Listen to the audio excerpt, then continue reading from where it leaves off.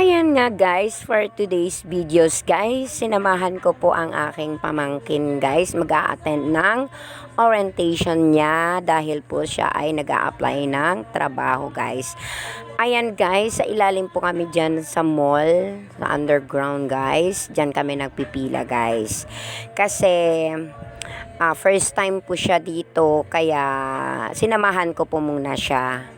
Ayan guys, nakakyat na nga kami dyan. Akala namin dyan na kami uupo. Yun pala, kapag may scan ka na kasi nag-register na siya sa online, naka-apply na siya sa online, kailangan i-scan na lang yung dapat doon. Ayan, may scan na naman siya. May QR code na siya. Ayan, naka-scan na nga po at pumasok na po kami dyan. Ayan, sinamahan ko pa rin siya guys dyan sa loob. Ayan. Pero maya-maya guys, kinausap ko siya na iwanan ko muna siya dahil po ako po ay may tatanggap ng grasya sa kabilang baryo. Kaya iwanan ko muna siya at tinuruan ko naman po kung anong gagawin niya. Magtatanong siya at huwag siyang mahiya. Ayan. Ayan na nga guys, dumating na ako sa kabilang baryo guys. Ayan, dami din tao guys. Siyempre nag-antay ng grasya. Ayan guys.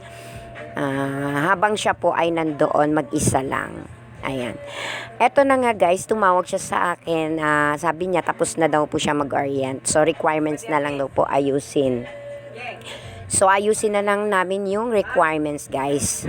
Ayan na nga guys, pauwi na po ako at nagmamadali ako at bibili pa ako ulam sa mga bata dahil gutom na sila. At siya naman po umuwi na. Yan lamang guys. Bye, we love you all and God bless.